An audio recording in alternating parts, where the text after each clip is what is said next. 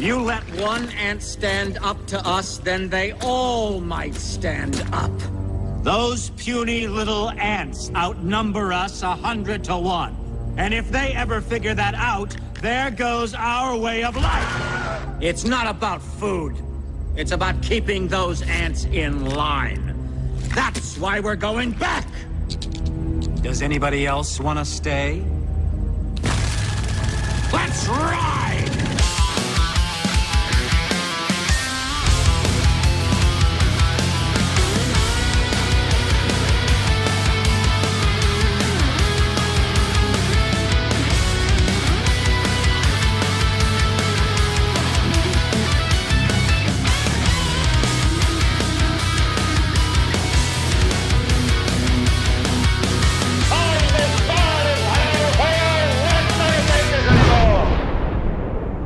Good evening, everybody. Hello, welcome to the show.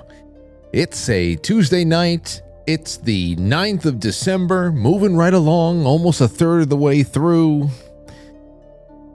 Too fast. It's too fast. If there's any month I wish I can have 3 more weeks of, it is December. 31 days in January feels like it takes 3 weeks just to get out of the last week. Not this month. Not this month. So hold on to dear life. But tonight is going to go by exceptionally fast because we have guests in both halves. And with whatever time we have in between those guests, I have something. I got some of the best of in these well, I don't know what you want to call it. It wasn't a debate. It was a strange media confrontation between Nick Fuentes and Piers Morgan on Piers Morgan's channel, and I put aside some of the best of, like 7 clips that made me laugh the most. It's really just to watch this unruly and pathetic exchange. It's so pathetic on Piers Morgan's end. It's so pathetic that I took great. It was incredible entertainment value for it to be free. Then again, nothing's free. You have to pay for everything that makes that stream possible. But anyway, I'm happy to have you guys here. And in the first half, we got Megan Fox is going to be with us. We're going to be speaking with her in a few minutes. I wanted to just do a little bit of a court reporting round robin, including what she says is a really incredible update to the Laura Owens scenario. You remember we talked about her? We had 2 updates with Megan Fox about the Laura Owens situation. She is the woman that is finally in a lot of legal hot water for, faking X amount of pregnancies. And she lied about one of the contestants of The Bachelor getting her pregnant. Apparently, she just had her house raided they had a search warrant. It was a pre-dawn raid. And when was this? Oh, the body cam footage was just released. Not too long ago, just a couple of weeks ago, but this happened back in January. So on January 29th, we're going to get into that when Megan comes on. I always love when Megan is on, and I know that many of you do as well. So last time she paid us a visit, I made sure that I put her on the schedule 6 weeks ahead of time so that we wouldn't have to worry about it. It's crazy that all of our friends, next time they come back on, it's going to be 2026. But that's the way the cookie crumbles. And away we go. Hey, before we go anywhere, let's get a roll call, everybody. Wake the chat rooms up wherever you're at. Smash, knee, elbow the like button, whatever the hell it is, and then a roll call. Drop your city, your state, your country, wherever the hell you are. I'm in Pathmark on aisle 5. Give it to me. I'm in the frozen food section right now. Represent. I'm with all the peas. So just let me know where you're at. That is that's the big one right there. So we have Megan Fox up front. In the second half, we have a pretty important debut, George Webb. George Webb is an independent journalist. He publishes daily on his Substack, and he's going to be coming on tonight to give us a little bit of a crash course. I have some direct lines of questions for him just to be able to, because it's a shorter segment, but I want to get a crash course on what he believes to be the most important aspects of the Candace Owens claims that may just seem to be valid. Egyptian planes and international intrigue and whatever the hell else is going on. I just want to throw it all out there because, and then we got to play some, it's just, you want to talk about mess? Wow. Thing's a mess. Saw with the Tim Pool almost had an aneurysm on his show the other night, and everybody everything's just so funny. Everything is just so funny right now. And yeah. So I have a lot of really cool stuff to drag you over with. I have some updates for you guys on some things that I've only ever spoken to about members and monthly sponsors. On the flip side, I'll talk to you guys about it. Some things that are really might be coming our way in 2026. Speaking of that, what we have coming up tomorrow, we have Chris Ann Hall in the first half. I have some ideas for the second. On Thursday, there's no Thursday night show because I'm going to be going live handheld from the mansion in Tarrytown that my father decorated. So we'll be live from the mansion handheld. But in the morning, there's going to be a morning stream at around 11 a.m. and it's going to be a special spotlight interview. Me and Dave from the X22 Report are getting back together. I said, Dave, you got to come back on. I want to start doing some one topic hits.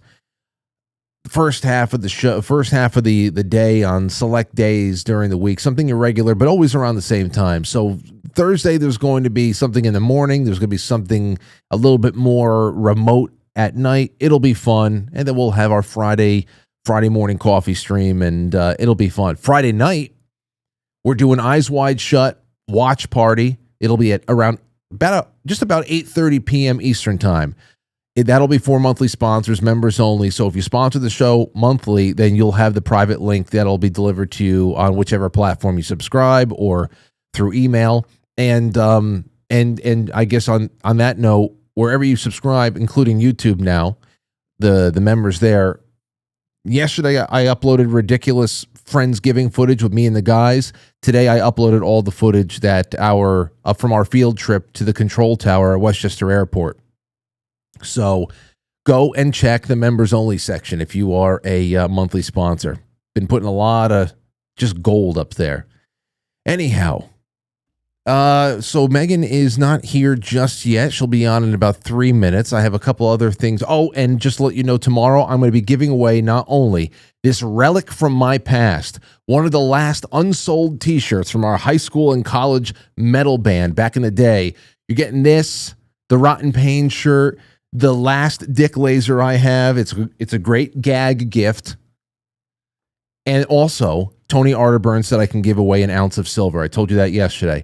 Ladies and gentlemen, if there's ever a couple of nights to throw a super chat at me through quitefranklysuperchat.com, YouTube, Rumble, wherever it is, it's on the night that silver went to $60 an ounce. Hit $60 an ounce today. We were wondering whether or not that was going to hit triple digits in 2026 at some point. It very well might hit $100 by New Year's Day. You just never know.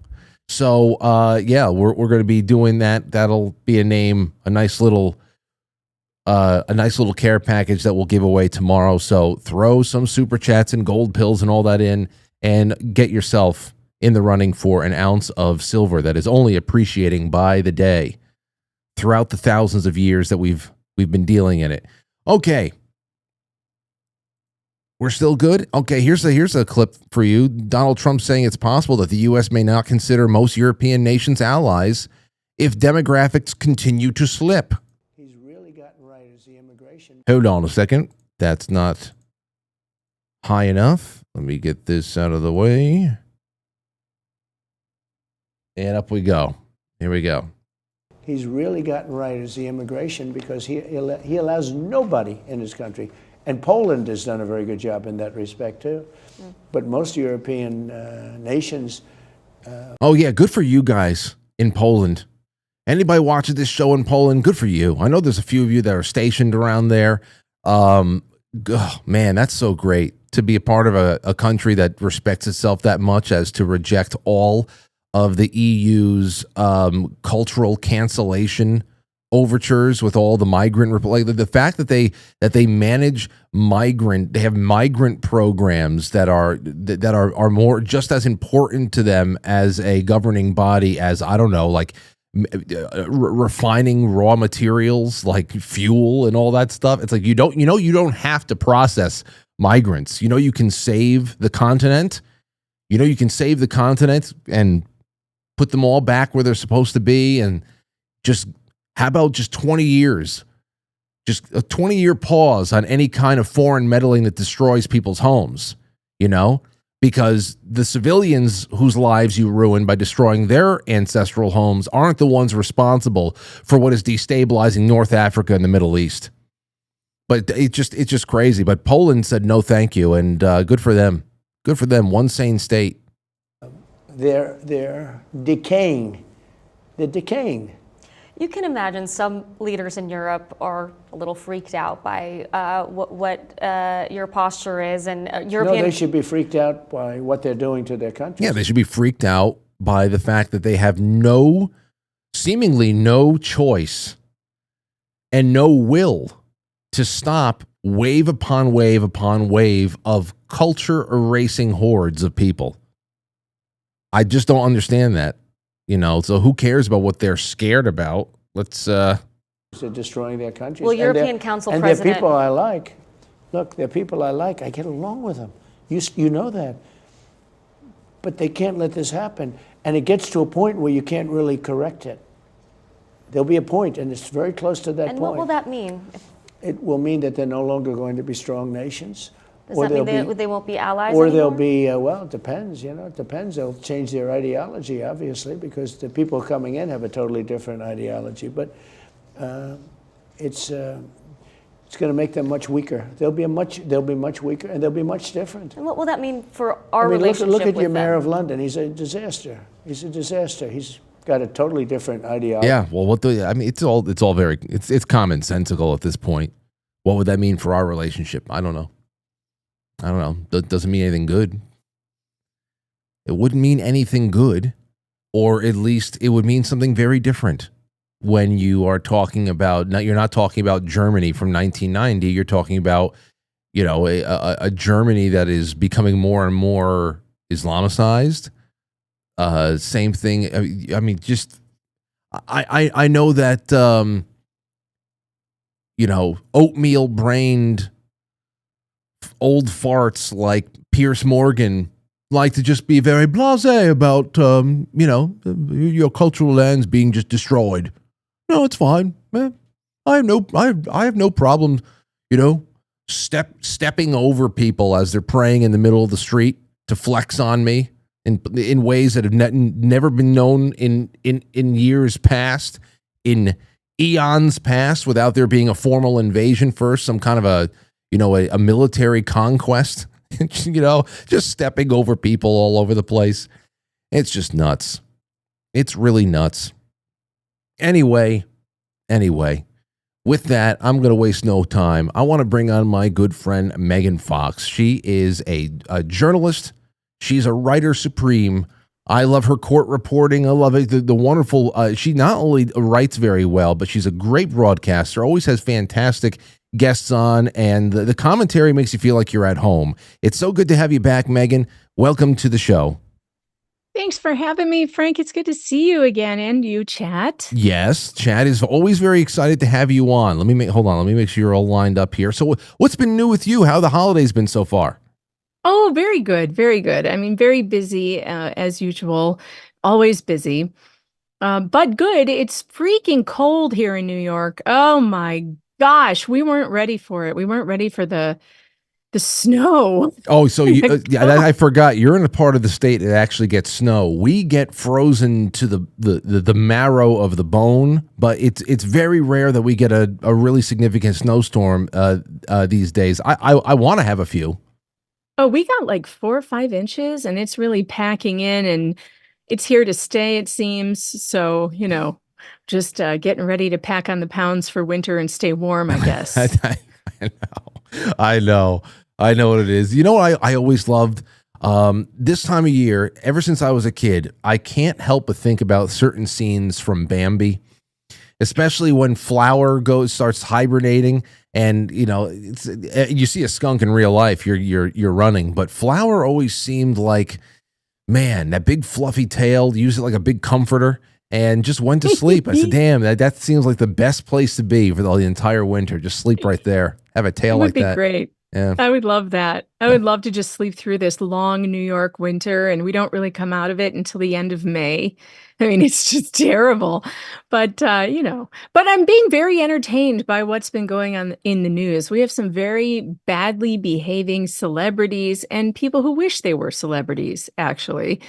I think the first one we were going to talk about is Blake Lively and what she is doing. Now, this is big because you had stressed to me that this is a story that is not really very sexy right now as far as everybody talking about it, but at the same time there are some very, very important aspects of this case that pertains to YouTube as a platform or the internet as a publishing mechanism. What's the big takeaway here? Yeah, the big takeaway is this. I'm not even following this case. I'm not even following Blake Lively. I don't care what she's doing. She's in a fight with Justin Baldoni. There are lawsuits. She's suing a PR company as well. And a bunch of YouTubers, big ones, got involved in this story. And a lot of people actually grew their channels telling this story. And because YouTube is this very new, it's not new, obviously, we know YouTube's been here a while, but people are starting to turn to YouTube creators and journalists on YouTube to be their platforms to tell their story, because many YouTubers are much more authentic than your CNN, your ABC, or NBC. People don't want that canned news thing anymore. They just want to go where they know you and they trust you. They know your voice. And so what's been happening is more and more sources are coming to YouTubers for different stories. I think this kind of started back during Johnny Depp, where like that Umbrella guy had inside sources with Depp's team, and he got unmasked during the trial, and it was a whole big hubbub, right? Well, now it looks like whoever, and I don't even know who's being sued, like Blake Lively is suing some PR company, and she's claiming that there's this big scandal, like they created a smear campaign and they're using specific YouTubers to spread their smear campaign against her. It's like, maybe you're just a basic bitch and people don't like you. Well, but okay. What's the actual for people who are not familiar with the case at all? What claims are being made, real quick, in a nutshell, so that we can get that to there's a smear campaign against Blake Lively, right? That this smear campaign was ginned up by some PR company, and the PR company is working with YouTubers like Andy Senior at Popcorn Planet to put their side of the story out there in the press. Well, Andy, who has a big YouTube channel, and he's been doing entertainment news for a very long time. I don't know how you could describe him as anything else than entertainment news, right? That's what he does. He has been I guess, communicating with someone with inside information. And so Blake Lively issued a subpoena for his privileged text messages. And he filed with his legal team a motion to quash. And this is the thing I'm interested in. Like, I really don't know the details of the case, and I don't care. Like, if some Hollywood starlet wants to get into my emails and my text messages just because a source came to me and I printed something, or I went on YouTube and I talked about, the information they gave me, I think that's garbage, and I should be shielded by journalistic privilege, which in most states you would think that would apply. Well, she's sued in Florida and is trying to she's not suing Popcorn Planet, she's suing the PR company, and she's trying to get these messages that she thinks exist between Popcorn Planet and them. And of course, his legal team submitted a motion to quash, saying, no, he's a journalist. He should qualify for journalist privilege, and which means you shield your sources, right? If sources wouldn't come to us, by the way, to give us sensitive information or things they were worried about getting in trouble for, being a whistleblower. They wouldn't come to journalists and tell their stories if we were hauled into court by anybody who's affected by it and forced to turn over our sources, right? Yeah. That's chilling of free speech. Well, in Florida, they have this heinous law. In fact, I'll share my screen with you because you can read it. Or no, I guess I can't. It says it's disabled. No, Why don't I? Hold on. It should be one participant at a time can share. Try that. Try it. It said host disabled. Your screen sharing. Multiple participants can share simultaneously. Try that now. All right, let's try. Oh, there we go. Okay. All right. Here is what the order from the judge said. The judge denied the motion to quash, and it quoted the Florida law. It's the Florida Shield law, which does something that really, really bothers me.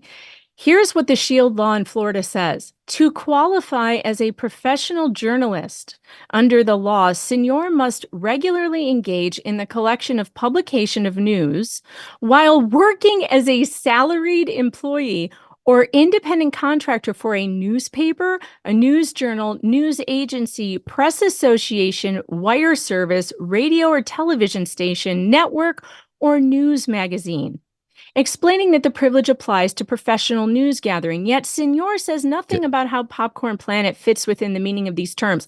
Well, sorry, but it's not 1976 anymore. And how does YouTube not fit into wire service at the very least? See, I was going to ask you this very question. And I mean, I remember, I don't know when this was. This might have been less than 10 years ago, just about 10 years ago.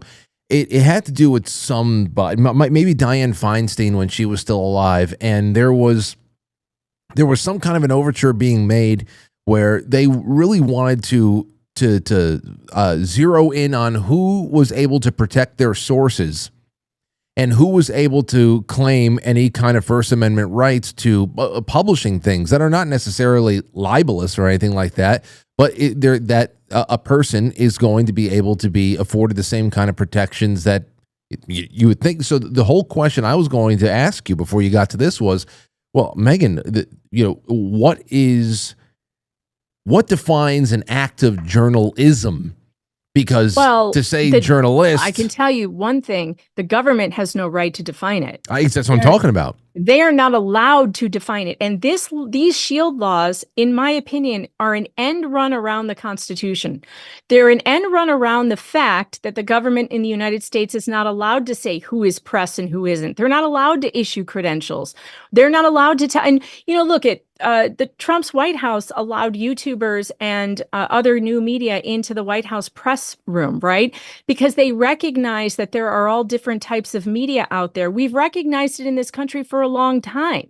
So the idea that a Florida judge, based on this Shield law in Florida that was written in 1976, I swear to God, 1976, and they haven't updated it yet, is outrageous to me. And I don't have the footnote in front of me. The footnote is even more offensive, but the footnote is like, Senor is merely a YouTuber. Oh, excuse me? Excuse me, merely a YouTuber? Let's talk about Dan Rather and all of Dan Rather's scandals and fake documents that he tried to pass off as real. And then tell me about the mainstream press and their ethics code. These are the people who want to say they want to gatekeep who's a journalist and who isn't. And the United States government can't do that. And I think these Shield laws, frankly, I don't even like them. I think, all right, if you're not going to put it in the Constitution that journalists get Shield protection, then forget it. I don't want the state defining it at all. No, you can't. And here's the thing: when it comes to federalism, Florida as a state can pass laws like that. It's the federal government that cannot legislate on any kind of speech or whatever's going on, as long as it's in, it jives with the Florida state constitution. They can attempt to define things like that, though it should be roundly pushed back on by people. And here you have,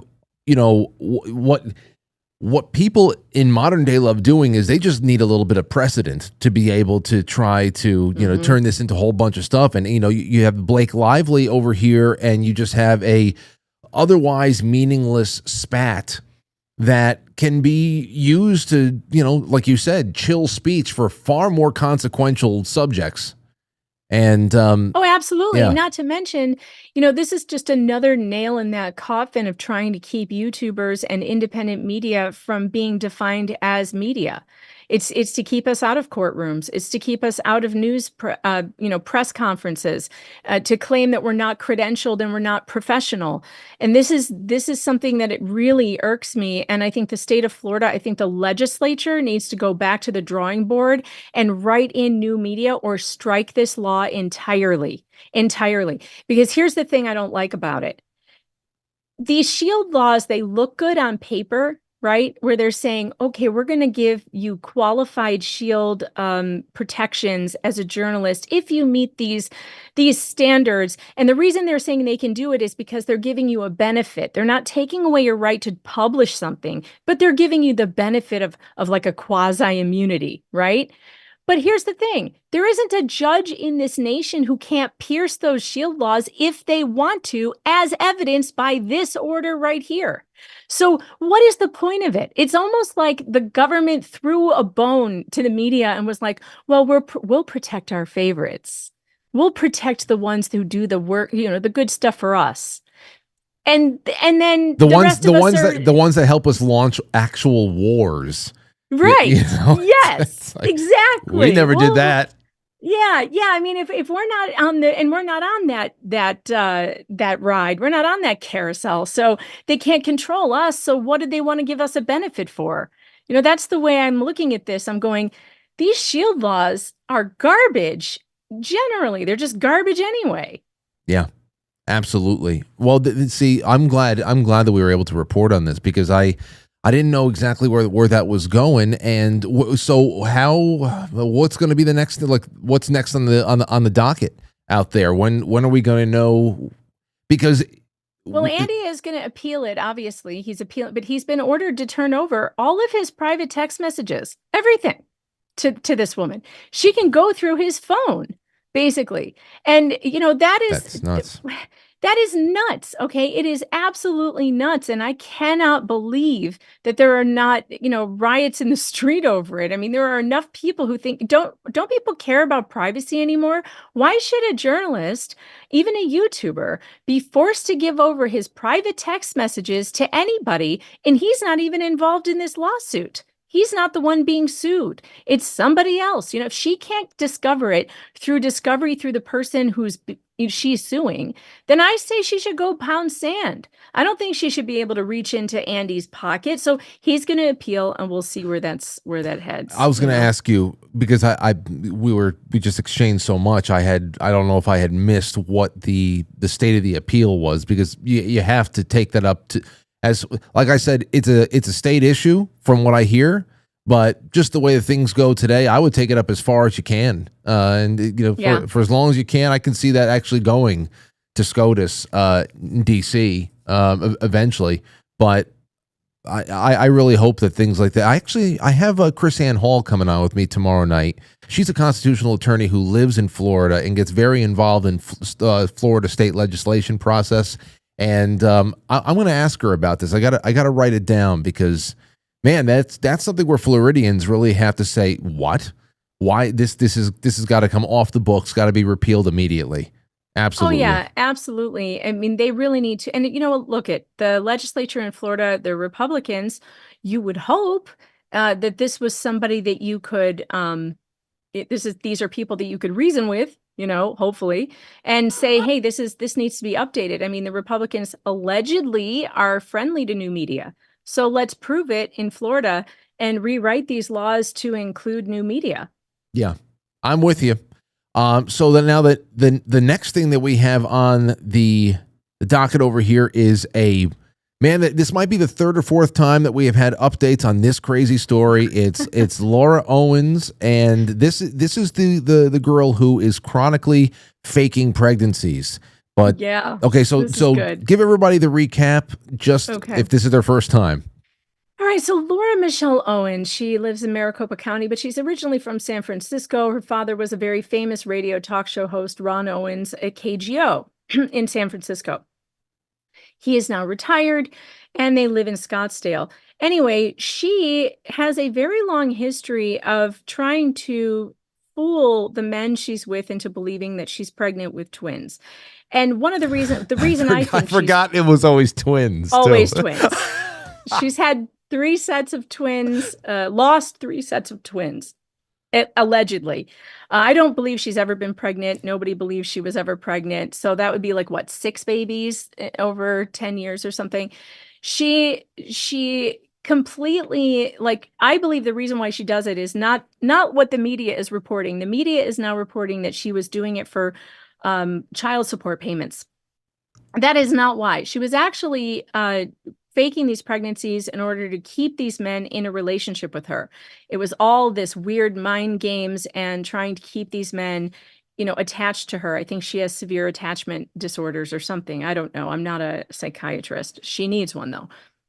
So Laura Owens, unfortunately for her, did this to Clayton Eckert, who was a contestant on The Bachelor.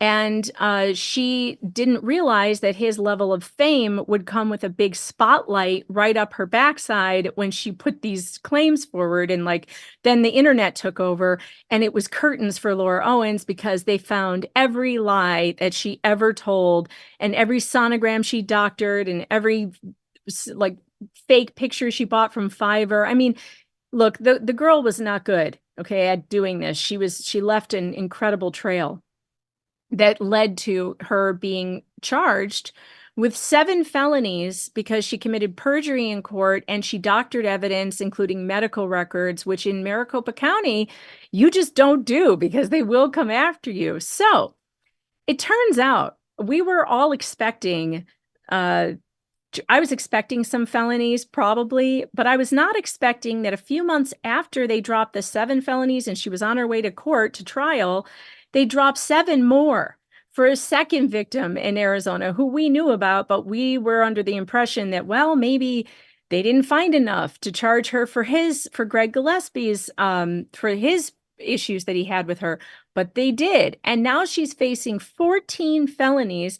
It's all over Law and Crime. I've been covering this case for 2 years. And now, the mainstream press has gotten a hold of it. And they're, of course, telling the wrong story and they don't know what they're talking about. But it is a lot of fun to see her get the attention she's always wanted. But what we do have for you and your audience is body cam footage of the night that her house was raided. And I have some great timestamps for you. I only have one. I found a fantastic timestamp just by chance. I have to imagine we have that in common. There's no way that you missed this one. But which one is yours? No, I'm going to tell me the timestamp. Okay, but tell me. Okay, let's see. I have about 16 minutes 23 seconds. Oh yeah, we're right about there. Okay. Yep, there it is. 16:28. I have 16:28. Okay, but yes, that's it. Actually, I wrote down 16:25. But okay, so yeah, that's okay. So then we have it's a line that just popped out at me. I said, "Oh my gosh!" It's gonna be. Look, if the documentary is ever filmed, it's gonna be the opening scene. You gotta believe it. Okay, so where am I going first? Go to. Well, you might as well start at 16:25 because it's it's great. We should just start there. Okay, we can always go backwards. I'm just going to go to 16:23, and here's the line. Here we go. That is. Laura, it's part of our job. You know what? It's not even 7 o'clock. I have done nothing except get pregnant by the fucking Bachelor. She said, "It's not even 7 o'clock. I've done nothing except getting pregnant by the fucking Bachelor." That's all she's ever done. I can't hear it though. I don't know why I can't hear it. Really? But I'm not hearing the audio. You should be able to. Maybe it's which the is share. a bummer. Well, can hold the on. Chat hear it? Did they hear it? The chat can definitely hear it. Maybe hold on. Let me cut down on the share again. Listen to this. Okay, it's not like I'm. Did that work? No. No, damn. I don't know why you're not getting audio. Either. That doesn't. All right. Well, anyway. All right. It doesn't matter. No, because you've heard it all. I can talk you through it. I've already heard it all. Let's go for it. So that all right. Let's go to 5:25 outside of Laura's door. This is when they first approach her. She's in the casita. She lives in the casita behind her parents' house. Never had a job. Lives off her parents. She's like 36 years old. Like clearly she just needs to go work at a record store or something. so that she has someplace to go every day and stop trying to pull scams on men. But 525, start there. It's great. Okay. And 20 to 24, just hold where you're at so we have that noise containment. There's a dog right there in front of you, Sarge. Laura, police. Laura, come outside. Laura. Police department. Police. She runs away. What? We're the police, Laura. It's the police. It's the police department. Here, just come up, just a couple with me. Laura, Scottsdale Police. You see my badge? We're with the Scottsdale Police Department. Okay. Can you come out and talk with us, please? No. The county attorneys have a search warrant for your property, so we need you to come out. Okay. So if you need to get dressed or get a coat, whatever you need, I just need you to come out here with us. I'm sorry, it's not even 7 in the morning. Yeah. It's not even 7 in the morning. She just come back at a later date. That's fine. I can hear it now. I don't know why I couldn't hear it before. Oh, okay. This is good. Okay, well, I'll just let it go then. You tell me when to stop. I don't know who you guys are. I just told you with the Scottsdale Police I know, Department. but I'm not comfortable even opening my screen. Okay, well, if we were going to handle this more escalated, we would have just forced our way in, but we're not doing that. We're trying to handle this as low-key as possible. I was told that if the police were going to come, they would come during business hours. Can I call Because, you know, they come during business hours when they're doing a raid, Frank. The business hour raid. Please, I'm not comfortable with You can call your attorney, that's fine. Let me call my attorney, okay? That's fine. I can't have any fertile men in here. Okay. Hey, Blasco. Yep. There's a door on that. Yeah, can somebody pick up that door? You guys break in or something? I'm concerned about my parents. Laura, you guys have your no, guns we're- drawn right now. Our guns are not drawn. Oh, don't. Our guns are not drawn. Tell Is through anybody the screen. pointing a gun at you? You know what? Laura? Do my parents Laura? know that somebody's here? Yes, we have officers talking with your parents right now. They're inside the home. Look at the shaking hand. Did you see the shaking hand? Yes, jazz hands. Jazz hands. Right now, talking to your parents, and we have county detectives here. County detectives Yes. here? So I'm For gonna, what? I'm giving you an opportunity. I told you we have a search warrant for Then your let property. me have my parents out here No, and my no, no, attorney no. on the phone. You can- Because I Laura, don't. I am. Laura, I Just listen have. to me. Just listen to me, okay? I've been nothing but respectful to you. No, it's Ordinarily, not even 7 o'clock in the morning. We're Let me gonna just break call your my door attorney, down. Okay. you can call your attorney. I'm allowed to call my attorney. Well, okay. Okay. 20 to 30. All right. They keep going because it gets really funny. It's this whole thing is the funniest thing you've ever Oh, seen. so keep going from this spot? Keep going. Okay. Keep going because they start to talk about how she's very. Same Now, thing, also same thing. imagine if she were a different race or sex, for that matter, how they would be treating her. In a, you know, Yeah. they're treating her with kid gloves, and it's almost kind of upsetting. Yeah. Laura, we don't want to break your door. She's calling her attorney. I'm trying to call my attorney. You know we have legal authority to break your door. We do not Okay, want to do okay. that. Are you, David? Do you know what's going on right now? I can talk to Hey, we got the county detectives if they want to talk to her. Laura, open the door. You know what's Sam, crazy? Sam, It's Sam. just that from everything I know about this story, because of the spots that we've done on this show together, is that even here, January 2025, after all those years of one claim about twin pregnancy after another, it's like you would almost feel, there's always a part in some kind of a story about a serial killer where they finally have that moment of peace where they're on the park bench. They know that the police are coming for them, and they finally feel like free. They don't have to run anymore. It's like you think that she would just be like, let's just get this over with. Nope. No. No, it gets so much worse. Our target is very animated at this point. Animated. To come out. She's speaking to us through a sliding That's a glass good way to door. We're giving her an opportunity to talk to her attorney so we don't have to escalate things, but that's just where we're at right now. Recording 7 o'clock in the morning. Okay, fine. That's all. I need it. All right, she's on speaker with her attorney, and the attorney is advising her to come out. I need Laura, come here. It's part of the search warrant. It's part of the search You warrant. guys have Laura, come on. guns? You guys literally no. Laura, we're not going to hurt you.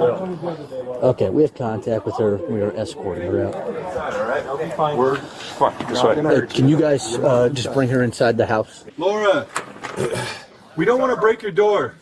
She's back inside? On the phone trying to call my They're going to attorney. show from the other angle. Oh, okay. Okay, are you, David, do you know what's going All on? right, now right go to, here, let me give you the next 1452. 1452. Now they're going to bring her into her parents' house and all hell breaks loose.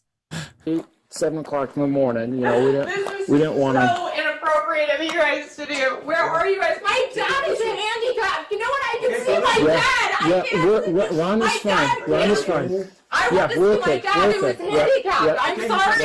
Yes. He can't. If I were the father, I'd be like, if you I know, right? You'd How- be like, go sit. My dad would have been like, go sit down and shut up. how dare you come in here and use my any disability? Oh, to- well, and the cop had already been in there talking to her dad, like real calm, real friendly, like getting him in his robe, helping him get up, helping him get dressed. Like it was all very friendly. In fact, Ron was teasing him about what he was dressed like. He was like, man, you look like you're ready to storm a city, you know? And they were like, yeah, it's a little overkill. This is what we have to wear. I mean, nobody was being, violent or upsetting at all. No one was in a panic until Laura came in, and it's about to get nuts. Stand up, you guys. He's gonna fall. I'm going to help he him. Can't I'm going to help him. stand. Laura, we got to take care of it. Please, you're hurting me. You are hurting. No, you weren't. You were hurting me. I barely touched it. I Laura, want to see hey, my do you want me to put you in dad. handcuffs? He's barely Yeah, that's touching what her. I want. I want to see my Then go to the front father. room. You are hurting me. I'm you barely are touching hurting you. me, and My there's hands are going to open. be a Like- report for what you It's have all on done. camera I right there. Laura, guarantee come to you, the front room. I will have bruises from this. I guarantee you. will. I will. I am pregnant. This is the I'd like first to- time anyone's ever told her no and meant it. That's First what- time. I know. We're getting to witness it. My First time father, ever. Please. You just saw him. Laura. No, and I make- don't know where my don't mom make me put is. you in Your mom's handcuffs. right over here. You can come and Just sit. cooperate. Oh, Right here. These people are horrible. There's like 8 of them showing up with guns so that I can see that. Oh, geez, Megan. Screaming at her mother. That is know- her mother. She is screaming at her elderly mother on the couch. Now, I guess because it got so loud, I lost the volume there, but I remember what she was saying to her. Just screaming in her mother's face. They have to know now. At this, what I'm thinking about is this: you have police departments all over the country that are making calls like this. People who have just been caught up in one scandal or another. Perhaps it just. I don't know. Obviously, that she's racked up quite a few felonies over here, but again, look at the effort just to collect one person, and obviously, there's a lot of restraint here on the police because there's just rules of engagement, and you can't just come in and collect her. Well, and she's a known entity in Maricopa County. They know what she does, which is false accusations. You have to keep that in context. Right. This woman is the queen of false accusations. You already saw her doing it to that police officer. You're hurting me. You're hurting me. And his hands were barely on her. You've got your guns drawn on me. And there's no guns drawn. My screen's not even cuttable. That was one of my favorite lines. That we're going to cut the screen, Laura. It's not even cuttable. She has the only non-cuttable screen known to mankind, apparently. But I mean, she's someone who just lies like so easily. And they're being very careful. And I think they did a really professional job. I was annoyed with it. I would have tased her and thrown her in the back of the car by now.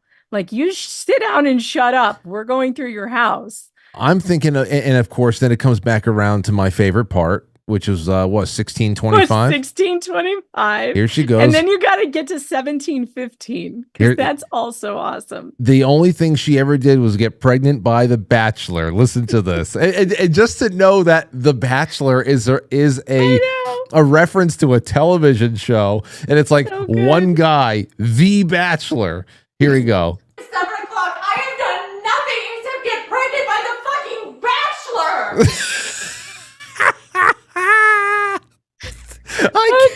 Oh, good. All right, what's the other? All right, 1715. Now imagine if you did this to SWAT in your house. If SWAT came with a warrant, what would happen if you did this? Do not do something. No, he can't. He literally can't help him with. I mean, what has nothing. He has my poor dad has nothing to do with this. He can help. Fuck all of you guys. Seriously, fuck you guys. This is not cool. It's not even 7 o'clock in the morning. Oh man. They're acting like I murdered somebody. I agree, honey. I agree. This is nuts. Those poor parents. This was a lifetime of this. Those poor parents. I don't feel so sad for Jan. Jan, I think, was 100% involved in this. We already have information that she helped her scam her victim in California. I think that Jan was involved, frankly. And I think that Jan's been enabling her and kind of like, I don't know, almost Svengaliing this behavior. And I think she's getting what she deserves. She raised a kid who did this, and Jan's getting what she deserves. And it's unfortunate, but we've seen the way this family behaves, and Jan Black is not a saint. She was also a news journalist in San Francisco. She worked at KGO as well. Now, the last clip I have for you is 1850, where we get to the chair scenario. Now, Laura's big claim, this needs a little bit of a setup. Laura's big claim is that her father is so ill, he has Parkinson's, he can't do anything on his own, he can't even use a walker. She tells them he can't use a walker while he's clearly using one. So how much time does she really spend with her ailing father? And it turns out she doesn't even know what chair he sits in either. So there becomes this big argument about the chair, the black chair in particular, that she starts screaming, the black chair. And it's so funny. I just can't get over it. 1850. Here we go. He wants to sit there. But he never sits there. He doesn't. You don't get it. My dad's had Parkinson's for 23 years. You guys don't understand. I just asked if he wanted to sit in there. He said He no. can't sit in that chair. I can't sit in that one, honey. That one he can't use because it's on rollers. Your mom just said to use it. The black chair. The black chair. This is like the black chair. She reminds me of Parker Posey from Best in Show. You go. Where's the busy bee?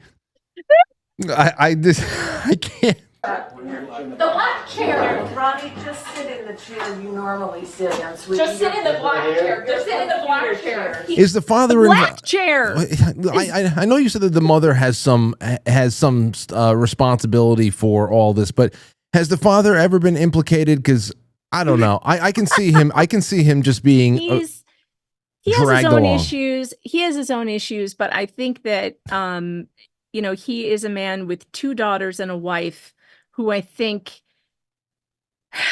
it feels like they ran the roost. It feels like he was subject to whatever the whims of the women were, and I don't know really enough about it. I know some people who worked with him at KGO. They've told me the similar things, that he relied on Jan totally. She was like ghost producing his show. He was on the phone with her during every commercial break. So she was really running the whole thing. And I don't know. He just doesn't seem to be someone who stands up for himself or, who knows. And it seems that during that little clip where the guys are helping him into a chair, they put him in this comfy yellow chair. It was like a lounge chair. And he looked really comfy there. And when the 2 women were screaming at them, he can't sit in that chair. He needs to be in the black chair or the black chair. The guys are like, well, he's a grown man. And he said he wanted to sit in this chair. They're like arguing on his behalf. The black chair is the Parkinson's chair. Yes. We have t-shirts made that say the black chair. Because this became such a hilarious moment. And this poor man, they keep shuffling him from chair to chair because these 2 harridans won't stop screaming about him being in the wrong chair. It's outrageous. Well, it gives you a little glimpse into his life. It glimpses into his life because he's being used as a prop at this point. Obviously, they're only hyperfixating on the chair because Laura knows that she's about to get removed from the home, and she's trying a last bid effort to portray herself as a caretaker, a doting caretaker, which I can't imagine that there was a lot of that going on. Anyway, The reason why we did all this is because this has been like a 2-year-long saga now that you have kept us up to date on, as it has gotten worse and worse for this girl as she continued to try to ply her trade as a fake pregnancy peddler. And and right now, I mean, so what is it? Has she been released on bail, or what? Yeah, so she's been released on her own recognizance. She was arraigned last week, I want to say, again. So it was her second arraignment. Her legal team, her defense attorneys got off of her case. I saw that coming. There was no way she was going to be able to keep paying them. In fact, she owes them still $14,000. She's filed for bankruptcy. She has a new public defender now who seems like a reasonable, rational kind of guy. And I hope that he can take her through to the end of this, because we all do want to see her have her day in court, and we want her to have good legal representation. The last thing I want to see is Laura Owens try to go it pro se. That would be hideous. So she has a new attorney, and her trial has been rescheduled from January to July. So I knew that was going to happen too. I mean, with adding 7 more felonies, there was no way this was going to go forward in January. It was just, there's just no way. It's also been designated a complex case. The witness list that the state has is like 2 pages long. We're talking medical facilities, doctors, nurses. I mean, everybody that this woman has ever pretended to be. She got hit in the new 7 felonies. She got hit with identity theft because she was posing as someone and trying to pass herself off in emails as someone else, like a medical professional, I think. I don't know. We're still guessing at this point. We haven't seen the state's evidence. We've just seen like the indictment. And she has also been charged with extortion, which she is a new one. That's a new one. And we knew that she was extorting these men, but I guess they didn't have enough to prove it in Clayton's case. But for Greg Gillespie, they got her indicted on extortion. So she's looking at very serious jail time. I do not think she's going to take a deal. And in fact, the prosecution might not even offer her a deal. They certainly haven't yet.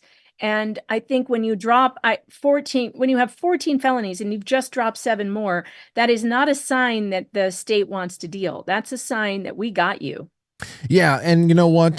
This is a public safety issue too, because if she doesn't learn a lesson and is not in some way having her behavior curtailed, then there's some unsuspecting probably group of people out there who are going to become her target one day. And again, oh, for sure. This has just been an enthralling journey on this one particular story alone. I thank you so much for it. So we're coming up on the top of the hour. I know that you have a stream to do. So tell us what you got on the docket tonight. Sure. Well, I'll be on with that umbrella guy actually at 8 p.m. We are covering the Jeremy Hales case. What the Hales, huge YouTuber who is embroiled in over more than 10 lawsuits right now with what he calls an ecosystem of people, these smaller channels who are trying to destroy his business. And it's quite interesting as far as the law goes. There are 2 federal cases, several state cases, and an Ohio criminal, like a protection case, a stalking case. So this is, it's quite complex as well. We've been covering that one for 2 years as well, but we'll be going over the latest in that tonight. Well, we're keeping up on it. Well, I can't wait to finally join you on a stream on your channel. I know that. Yeah, you need to. It's been tough. It's been tough. There'll be a way to do it. And after the show, I'll get in touch with you, and I'll make sure that we can figure out a date in January or something like that too. I want to make sure in 2026 we don't lose touch with each other for too long, because this is fun. It is fun, and I absolutely want you to come on soon. So we'll do something fun. Maybe we'll watch some testimony and some trial. I've got one coming up that I want you to see. Actually, I'm just waiting for the footage. So maybe you can join me for some of the Hernandez trial coverage, sure. Which is a case out of Georgia. Parents accused of abusing their baby, and she had an underlying bone disorder. And they're one of like several, 5, 6, 7 families in Georgia who DCF has taken their kids. And I covered the one, the Tim's case. They were acquitted, and the Hernandezes were acquitted as well on criminal charges of child abuse. And I'm waiting for that footage so we can watch it on my channel. So I would love to have you on sometime, because I think you would really like that topic. Well, count me in. And everybody, you can find Megan's YouTube. I actually put her YouTube tagged inside of our YouTube description tonight, so you can just click on through to her and follow up with all of her work. Megan, Merry Christmas to you and your family. Oh, Merry Christmas to you too. Thank you so much. Have a great night. You too. Okay, so there you go, everybody. There you have it. Now, in about maybe 10, 15 minutes or so, we're going to have George Webb jump on. I just want to remind you all out there that if you're watching live or on demand, it doesn't matter. Just hit the like button, vote in the chat room. Vote in the chat room poll, hit the like button, leave a comment if you're watching it after the fact. If you're watching it live, then just, I don't know, put an emoji in the chat room. If you're a YouTube member or anywhere else out there and you have special emojis, use those. Let me see how that chat room poll is doing, and then I'm going to put on some of the best of Piers Morgan and Nick Fuentes. I have some short clips. I figured it'd be nice little some mortar to put in between the brick of the first half and the brick of the second half. And let's see here. In the chat room poll we go. Let's see. Who won the Piers Morgan Nick Fuentes encounter, I called it.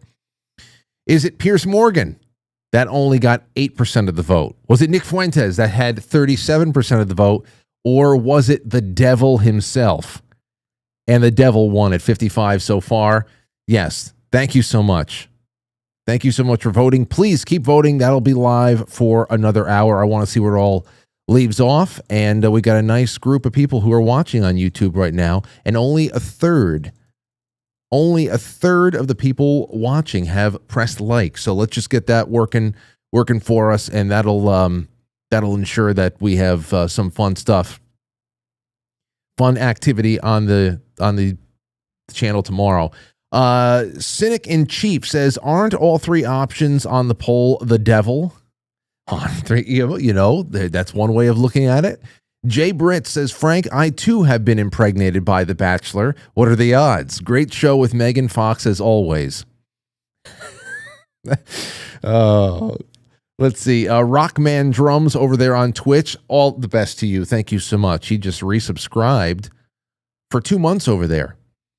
Road Trip says, I tripped over my pants running to sign up for the silver. Well, I mean, it's a smart bargain right there.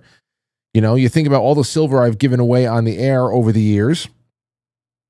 All the silver I've given away on the air just this year. And how it is just skyrocketing right now. Jay Boogie says, I need that Rotten Pain shirt. When I tell you that this is the last, I mean, this is a relic. It's just so good. And I wore it. I wore it on the show, on the Playhouse on Friday night. It still smells fine. I was showered. I was perfectly clean. It smells like fresh detergent. Aaron the Awesome says, I only listen to the podcast, but I'm putting in for that shirt. Good. Well, you'll hear the announcement the next day then. Thank you so much.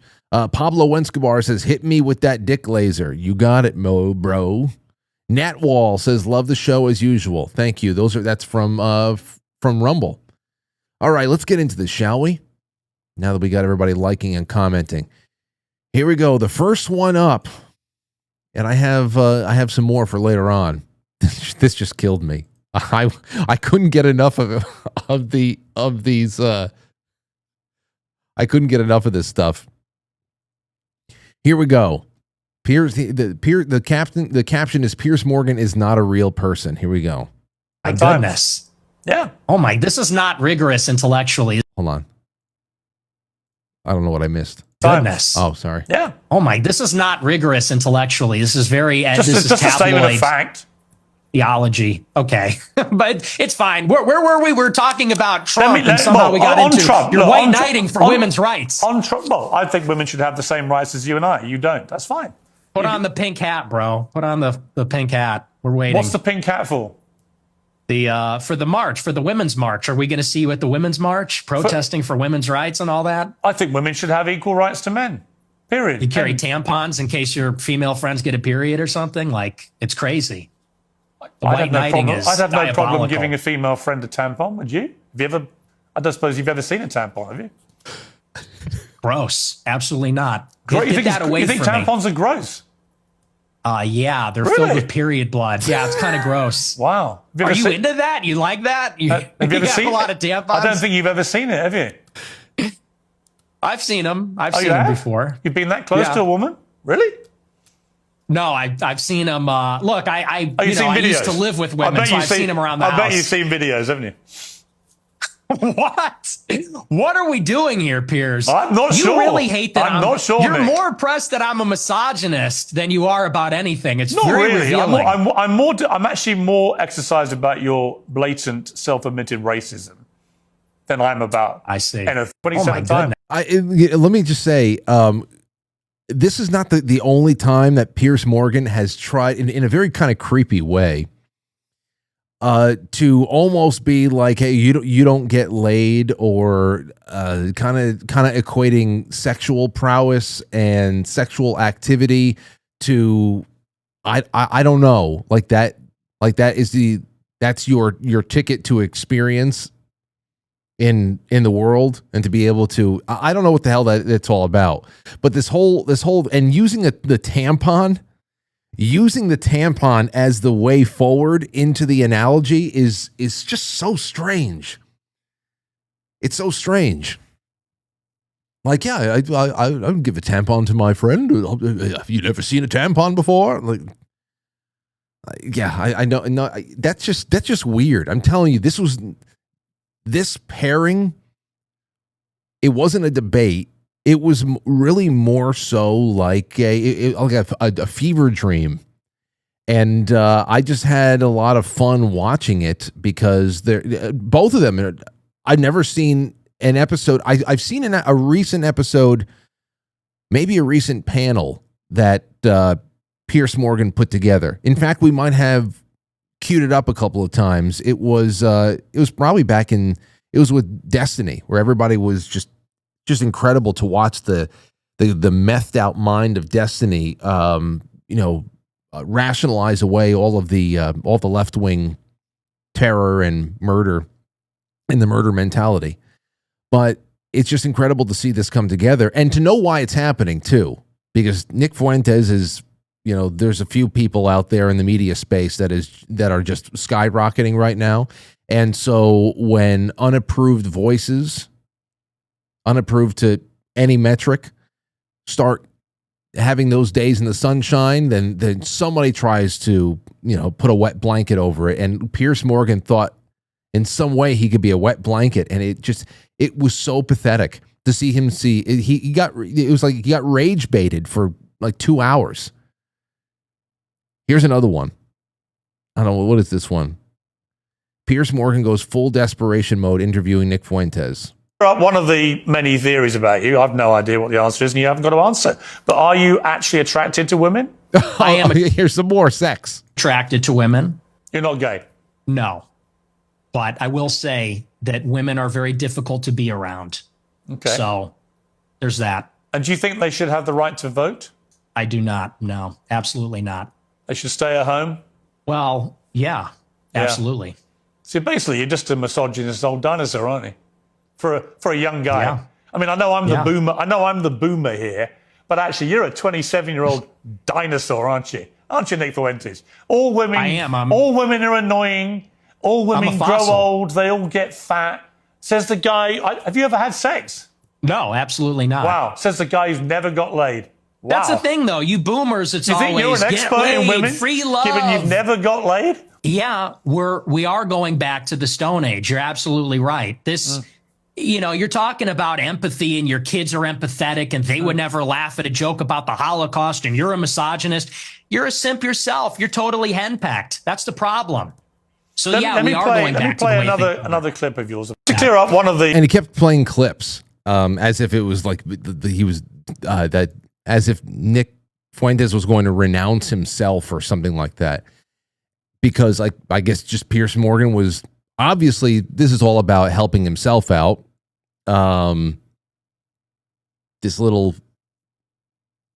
This operation he's got going on off TV and a little bit more internet. It's been pretty good for him. He's made his way back into relevancy, but it's just so odd. Now, listen, he actually has something there. He has actually something there now. Whether or not he is going to remain obtuse enough to know that there's got, to some degree, there is just a smirking Cheshire cat kind of delivery to the women staying home. We're going back to the Stone Age kind of a thing. Obviously, we need to turn the clock back a little bit at least. We got to turn the clock back at least a little bit. I mean, our civilization is dying. And we can talk about atmospheric and environmental hazards. We can talk about a whole bunch of stuff, but the greatest thing that has killed us is left-wing thinking. And feminism is a gigantic way, a delivery unit for left-wing socialistic kind of thinking, where people just kind of take the whole idea of legacy and leaving something behind, and they just reinvest in whatever kind of temporal now payoff pleasure delaying adulthood kind of a mindset. It happens. I mean, we're looking at it. We are going people of European descent, especially white European descent, is going away. It's gone. And we were the ones that took the programming. And feminism is definitely a big part of it. Now, you look at this goofy Play-Doh faced Piers Morgan, and you smirk and you say something outrageous that gets a rise out of a generation that really is priding itself on not having a lot of decorum left because they don't want to play by these kind of boomer rules anymore. Then we have something to talk about there. But again, any kind of legitimate angle of attack that Piers Morgan might have had on the issue was lost when, again, he's just that. Have you ever gotten laid before? Oh, so you don't even have sex? Like, you understand? That's part of the reason why we're so screwed. It's part of the reason why we're so screwed. I'm not outside of that. I'm not outside of that. Looking back on my life, at 40, looking back on my life, I know I'm not outside of that blast radius and that influence. I know it. So it's just so stupid. It's just so stupid. I have more we can do. I just know that we have, well, hold on. I have one more because I have George Webb is going to be coming on in a second. I don't want to miss this. Here we go. Here's another one. Oh, of course, the Holocaust comes up quite a bit. And then Piers, as soon as I heard this, I knew, somebody's going to clip this. Aside from the fact that Fuentes said that's going to be a clip. Of course it is. It's absolutely outrageous. So here you go. What do you mean by Hitler is very fucking cool? Because I think he's very fucking a monster. And that's a clip. I think he's very fucking a monster. Do you hear yourself? Yeah, I mean, do. can we all grow up? I do. Can we all grow up? He murdered 12 million childish. people. He murdered 12 million people. What is very fucking cool about that? Tell me. The edits, it's just cool. The uniforms, the parades, it's cool as a guy. You look at World War II and it's fascinating and it's interesting and it's compelling and it's cool. And, we're just tired of saying these kinds of things. We want to talk like real people and give our honest opinions. And then we literally get an old Jewish guy from England who's going to say, oh, that's not very funny, mate. Me mum. And it's like, shut up. Are you joking, or do you actually think he was very fucking cool? The most genocidal monster. Yeah, well, I don't know. The me mum guy, what was his name? Finkelstein that they brought on? I don't know. That was another thing that happened. I couldn't believe what I was watching. It was a fever dream. There's so many more things in here. There's so many more things. What's this next one? Hold on. What's this? Let me see if I can get one more in. Hold on. I want to come to something else you said. This is where you talk about Jews, women, and blacks. Let's just take a listen. Oh, no. They're always coming up with, no, it's not the Jews. No, it's not women. No, it's not blacks. It's actually really complicated. No, it fucking isn't at all. Jews are running society. Women need to shut the fuck up. Blacks need to be imprisoned for the most part. And we would live in paradise. It's that simple. Okay. Would you like to clarify what you meant there? That's all true. That's 100% true. Everything I said in that clip is true. Including that blacks need to be imprisoned for the most part. Yeah. Yes. I want to come. Now, I mean, like I said, fever dream. I can't even imagine having those types of clips being ready to get pulled out like as exhibit A, B, and C. And for as incendiary and as provocative as they are, they're you watch a little bit more when you see extended clips or something like that, and you know, it's crazy how many black people love his show. And you just there's just so much happening right now, and it's you remember we were in 2016. Is when we started talking about the whole wrecking ball mentality and whether or not after Donald Trump going to be the wrecking ball we needed to bring down the brick wall, the current paradigm that we were in, and who's going to be the surgeons, the surgeons bearing the scalpels who are going to be able to do the minutia. They're going to get down into the weeds and actually do all the detailed work of rebuilding arguments and rebuilding our philosophical basis for existing and everything else. I don't know. I think the wrecking ball is just getting larger.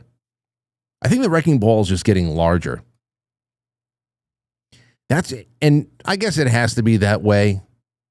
I guess it's going to have to be that way. Things are so screwy.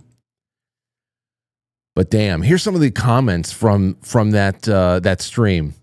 Some of the top comments, 50,000 likes. Piers playing Nick's greatest hits and Nick just sitting back like Kobe watching his own highlights. I'm in the UK and got arrested for watching this. That had 70,000 likes. I know it's just the whole. It really is ironic that he hosts a show called Uncensored or whatever the hell it is. And Piers saying he's a Catholic, then publicly shaming a man for being celibate. Okay, he also said that he thinks that women should be priests too. So he's a certain kind of Catholic, all right. I'm Indian, and I took a shower to watch this. Matt Walsh asked Ben Shapiro if he could watch this video. Let's see here. Piers Morgan resorting to virgin insults pretty much sums up this whole thing. There's a lot. And, splash. Everything's a big splash. Now, on to Candace Owens, because we have our guest is going to be coming up in just a moment here. Today, I saw this. Candace Owens now claims that she had proof that the U.S. military was involved in Charlie Kirk's assassination. This is getting a lot of... On the other side of the block... Same neighborhood, other side of the block. This is getting other people to just melt down as well. And you know what? And I understand why a lot of others are just generally fatigued with the story. And after tonight, I really just want to sit back and see how dominoes fall, because this whole stringing people along and another big vision and another tidbit of information and a dream. I don't know. She said that she received an email from a man in the military, which she claims she received last night. Quote, it feels like today will be the day that the government can no longer deny it, that Kirk was assassinated and our military was involved. So she goes on to say, let's see, I distinctly prayed for a final peace. I prayed for God to send a peace, and I went home and I had an email waiting for me to check the tips inbox. I genuinely cannot see this as anything other than immediately answered prayer, a story from an insider, felt like today will be the day that the government can no longer deny it. I don't know what the hell happened on her stream tonight, how those things go. But yeah. How many times you get stuff like this? And of course, the real question is, what's the reasonable expectation? As if people aren't asking that one there too. What's the reasonable expectation? Do you get to a certain point, you draw certain conclusions, and then you are just part of an exclusive club of people who have a certain certain drawn conclusion about how an event happened in the world, and then what? What? It's just another little. It's a country club. We've got them for everything. For 9/11, there's 9/11 country clubs. There's COVID country clubs. There's just certain places people can go, and then you gotta wonder how anything gets better. I mean, it's always good to self-educate, but still, that's why we are bringing on tonight's second guest, and I've been waiting a long time to meet this man and speak with him about any number of issues. George Webb is a Washington, D.C. based investigative journalist and author of 10 Amazon bestsellers who exposes political corruption, espionage, and intelligence operations through crowdsourced reporting. He publishes daily reports on his Substack. George, welcome to the show. Great. Can you hear me, Frank? I can't hear you. Yes. Okay, that's a tight shot, but it is what it is, right? It's all right. We got to do what we got to do. Thank you so much for making time. I know that this is it was a little bit short notice, but you've been doing such great work, and I've been really looking for a seam to get you on the show with me. So it's wonderful to have you here tonight. Great being here. And, there's a lot going on with Candace, and we are doing what we call a charrette, which is a news gathering event of a dozen people over a dozen days. This is a little bit shorter. So it's long days going and checking and verifying and validating. So that's what we've been doing all day. Well, then let's just jump right into it, because the first thing I'll ask is this. Well, tomorrow, of course, is 3 months since Charlie Kirk's death. And my question is, what officially drew you into the investigation? What was it that drew you in, said, okay, the red light has gone off and I'm going to invest a little time into this one? Well, I think the whole idea of a bag, something the thickness of hot dogs, a package of hot dogs would stop a 30-06. I'm not a gun guy, but I know that a 30-06 bullet has tremendous amount of energy, and just the story that the Charlie Kirk bullet was stopped. I went immediately to Utah. I spent over a month there in Utah, and what I do is I film everything. I'm not making conclusions for the audience. I just present the evidence. I film every angle, every inch. I walk over it. I go over it numerous times, and then let the audience decide. But I think right off the bat, you knew there was something really off with if they had the film and the camera. Why wouldn't they show you him building the gun? Why wouldn't you show him shooting the gun? Why just him running? Why not show him running to the car he went to? All these things were it just seemed like it was engineered to try to create a false impression. Just recently, I mean, I know quite a few people. I got turned on to the YouTube channel Range Day, bro. Over the course of the last couple of months, people in our Discord were talking about it. Some channels have recently published some pretty gruesome experiments on ballistics dummies, and just to test the claim. 'Cause, I'm not a big gun guy as well. I own a few shotguns but I have fired my buddy's 30-06 a few times, a couple of years ago. I know the power, I know the sound, I know enough about it to have said, nothing passed through. You're giving me the trajectory is straight on. It's like less than 200 yards. Nothing passed through a human neck. And then, of course, these ballistics tests come out, and they've been published over the last few days on YouTube. Really gruesome, where the dummies are essentially decapitated. I mean, so here's the question. It's an obvious lie to me about the power of the round. So which begs the question, why? I mean, why even tell Americans who are largely gun owners that this physically impossible thing happened. I mean, you could have just lied about the round being smaller. I just don't understand that. Well, I think they wanted an untraceable gun, and so they had to go back to World War I, and they had to go back to the Mauser. They had to pick something that was even before the Carcano with Lee Harvey Oswald in order to come up with a gun that didn't have a serial number, because if you have a serial number, you have to go back to see what store, what Walmart, or Cabela's that when the gun was purchased, and they would be able to go back and see that this never happened, that this gun was placed there. So they had to go back far enough in history to have a no serial number gun. And it just seems like that's why this gun was chosen, for no other reason. We don't have a bullet fragment. We don't have the autopsy. We don't have the X-ray, the radiography, nothing, right? So it's just one of these Lee Harvey Oswald stories. And I think people are just sick of the Lee Harvey Oswald stories, the lone gunman, with JFK, RFK, MLK, but then you also have January 6th, and you also have 9/11, you have Jeffrey Epstein files, and then this, I just think, especially with the expectations with Trump that he would release all this stuff. And I just think this was the straw that broke the camel's back. Well, you're talking about all the things that we didn't have. The other thing that we don't have, which I've seen this pop up a lot in our chat rooms as people are sleuthing about themselves, is we don't even have really the crime scene anymore. That within a day or so, much like the Georgia Guidestones, everything was just chopped up, bulldozed out. We're talking about full concrete work redone. The entire that's a very strange way to treat a fresh crime scene. And yeah, so let me ask you this: what role? And then we'll start doubling back a little bit. What role do you believe that Tyler Robinson, the character, plays in this story? Well, we went to all the universities in Utah. I went to Utah State, in Logan, where he was from.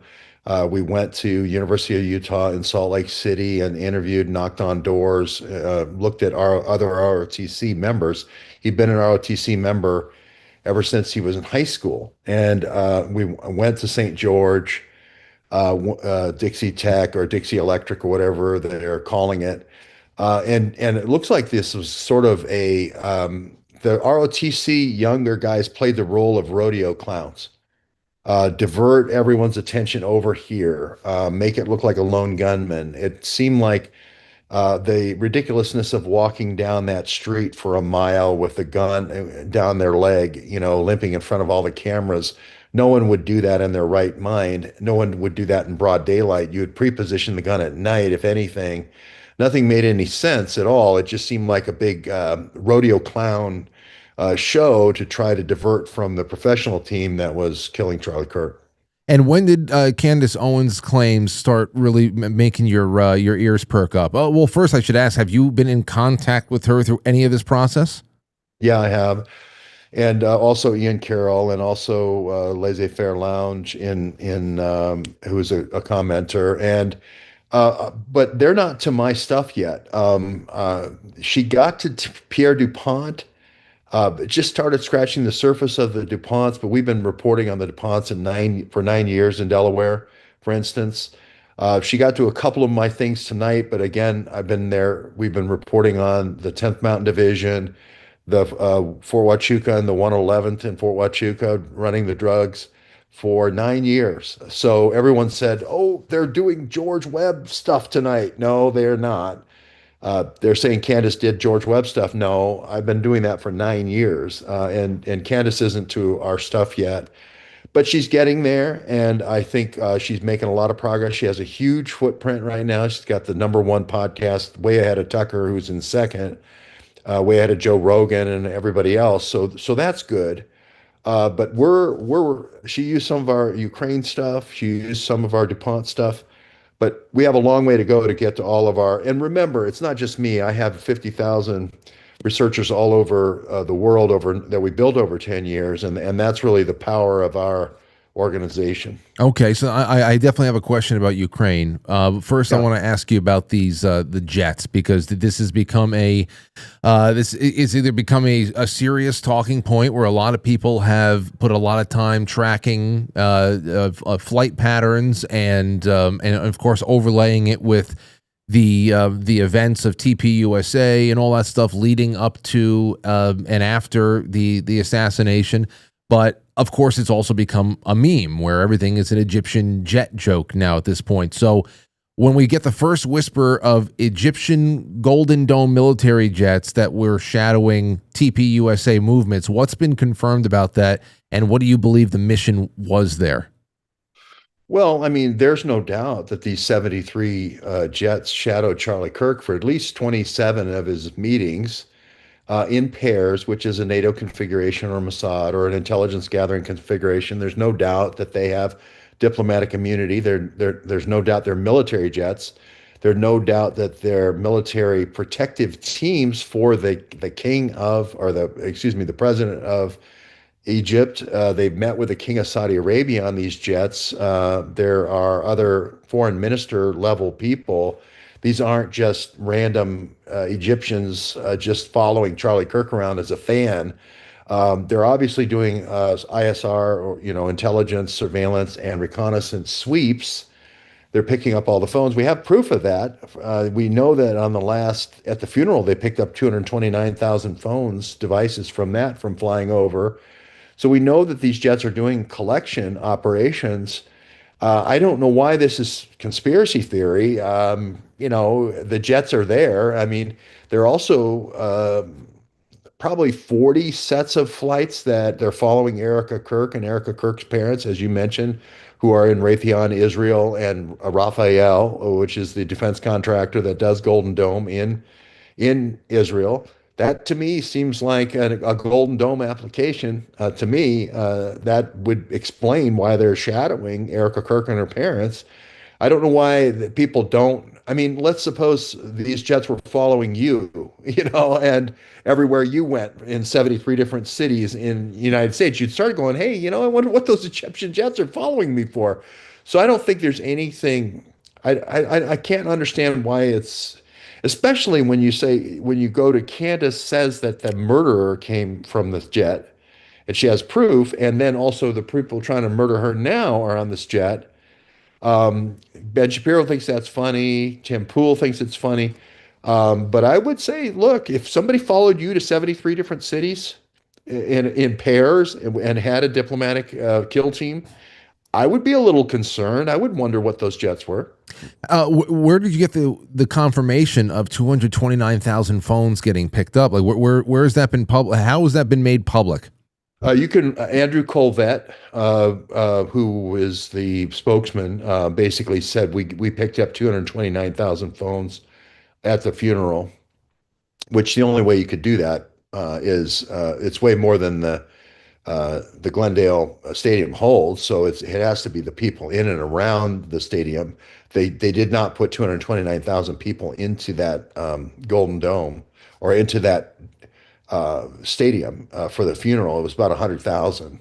So there had to be people in the parking lots and in the surrounding areas. But Andrew Colvett's the one who made that statement. If you Google Colvett and 229,000, it should come up. Okay. On to Ukraine, because it's another thing that I hear. I'm sure people in the chat room on all over the audience has seen this, but there was said to have been a life or death ultimatum. A life or death ultimatum that was issued a day before Charlie Kirk's death. That's what I think I read coming from you. That was somehow connected to Ukraine. Now, I've been seeing Ukraine pop up randomly. I didn't know where it all fit in. What do you know about this that you can tell people? Yeah, well, there's two, actually. One is Bibi Netanyahu offered Charlie Kirk $150 million, and he kind of gave a mafia ultimatum or a mafia kind of suggestion, which was, what's going to happen? What would happen to TPUSA if something happened to you? Now, Charlie is not on one lung as 70 years old on his deathbed or 80 years old on his deathbed. He's 31 years old.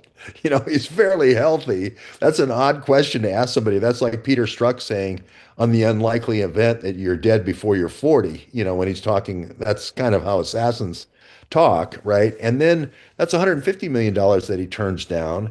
Remember, he also says the night before his death that he thinks he's going to be murdered the next day. He texts that to Dan Flood, his head of security. He also texts that to a major donor. We don't know which donor that is. And then we have two different women who are in donations at Turning Point USA, saying that the new person who was put in as CFO, Justin Strife, just on the 2nd of September, because the current Tyler Boyer wouldn't do the audit, wouldn't do the Doge audit. They wanted to do the Doge audit and he wouldn't do it. So he put this new Justin Strife in.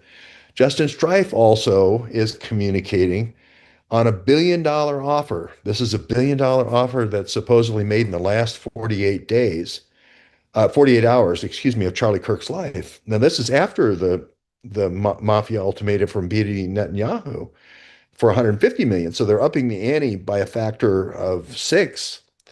And so we have these two witnesses that Candace talks about, and then electronic evidence that this call was made to Pierre DuPont, who's the son of the governor of DuPont, Pierre DuPont IV. So this is, to me, again, if it was your kid, let's say it was your kid, and they received a notice from someone that said, you better take this offer, or you better take this job, or you're going to be dead in 24 hours. Would you think that was a joke? Well, okay, maybe. But if it's from the head of a foreign government like Bibi Netanyahu, then you have to take that seriously. If it's from DuPont, Pierre DuPont, who's a billionaire, who's, the DuPonts have had their hand in starting wars over the last 200 years, you have to kind of take those things seriously. Yeah, I have to imagine. It also paints a different picture of who Charlie Kirk maybe was going to be. Because when most of us think about you think about the kind of figures that were floated out there.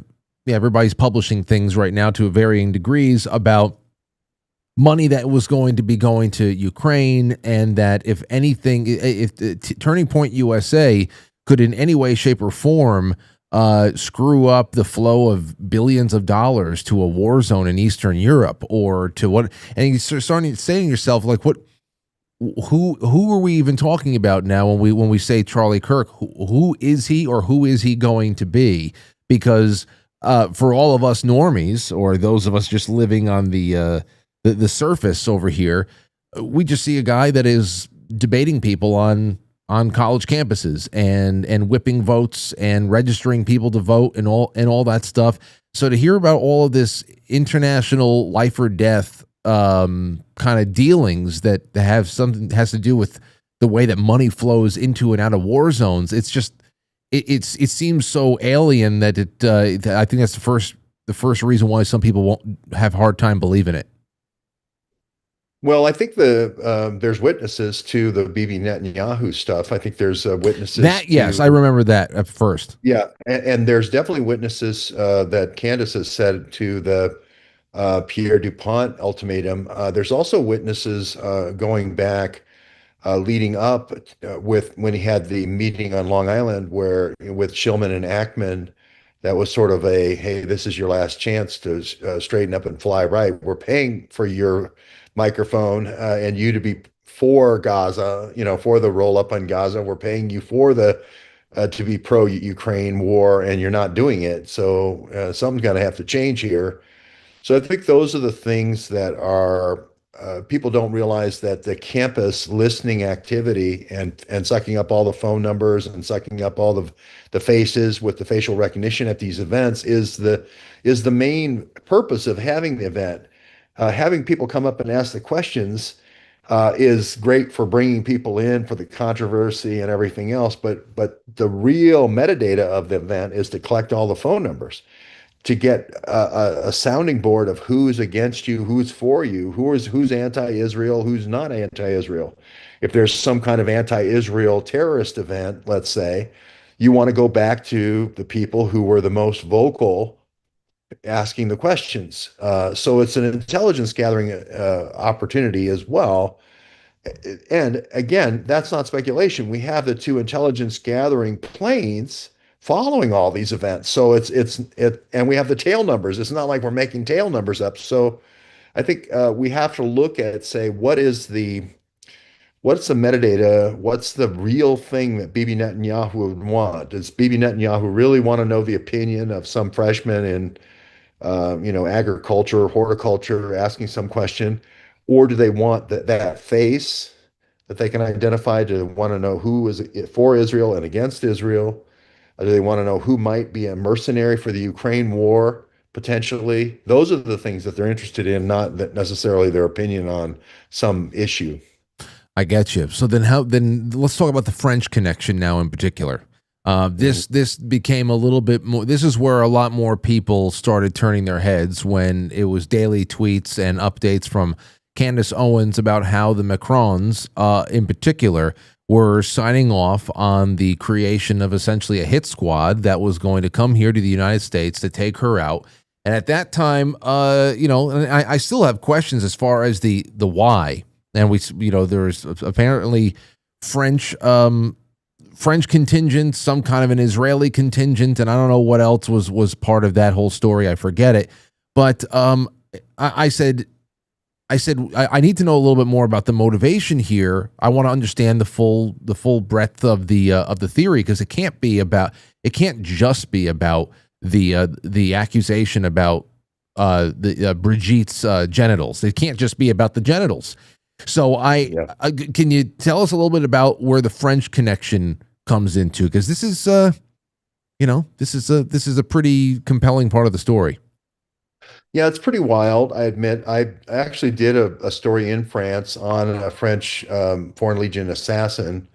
And so I do know that they do have assassins, but I think the thing people don't realize is it's people from all over the world. It's basically criminals who've gotten in trouble, who can't get into special forces because of their criminal backgrounds. So they offer to be mercenaries under the French Foreign Legion. So that's why you can get Israelis, Qataris, Saudis, Egyptians, etc. So that's the first thing. But the fact that she had a name of the Israeli male and a name of the female French woman, you would think, you would think Kash Patel would come out and say, we looked at Candace's French female assassin and her Israeli male assassin. We've put out an APB. We've alerted all the border guards. We have everybody at TSA looking out for those two folks. We're going to protect Candace Owens. You would think that he would put something like that out, because he always says, we're going to hunt you to the end of the earth speech for everyone else. Anytime somebody does anything, they say, well, we're going to hunt you down to the ends of the earth, right? This is the one time where Candace said something and they just ignored it and acted like it didn't happen. So I don't know about the French Foreign Legion folks. I don't know if this is a real threat or not. She says it is. The fact that Kash Patel's ignoring it kind of is a head scratcher, to be honest. Well, it is a head scratcher because one way or another, I guess you can say it's an international issue here, especially when, as you mentioned, all of the podcast ranking numbers. If you've got the number one podcast in the country or one of the biggest podcasts in the world, then you're pulling more weight than any news organization out there. So, I mean, it's very, very simple and in that case, a small handful of people with their own individual shows to cause a little bit of an international, diplomatic crisis, especially when you're talking about French death squads coming into the United States to take out American citizens. That's why I said, hopefully we see a conclusion to this pretty soon, because you either have to deny it categorically and tell Candace, okay, listen, you have to look out for yourself, but you were off on this one, or you have to confirm it, and then essentially you have to declare war on France. It's a kind of sticky position there. Well, I would at least like an acknowledgement. Hey, we heard you. Here's Pierre, whoever. Here's, whatever, Angelique or whatever their names are. Here are their pictures. I would like all Border Patrol and all FBI agents, all ATF, all DHS to be on the lookout for these people. We haven't confirmed it's a true story yet, but I still want to make sure that we're all on the same page looking for these people. Candace thinks she's in danger with these people. We didn't see anything of that. They'll put up for a school shooter, depending on who the school shooter is, they'll put up the pictures and tell you their whole background. They'll read you their whole manifesto. They'll get into, or they'll sweep all those manifestos and they'll erase all their social media, depending on whether it fits their narrative or not. So I think the American people are a little bit tired of this. We kind of have whiplash. It's like, is this somebody that we're going to investigate, or is this somebody we're going to ignore, depending on if it fits your narrative or not? Well, I'm glad you bring that up because we only have a few minutes left, and I want to ask you a couple more questions. And I think that was the first time I think it might have been last summer that I reached out to you and said, hey, we'd love to have you come on to talk about the Thomas Crooks situation in Butler, Pennsylvania.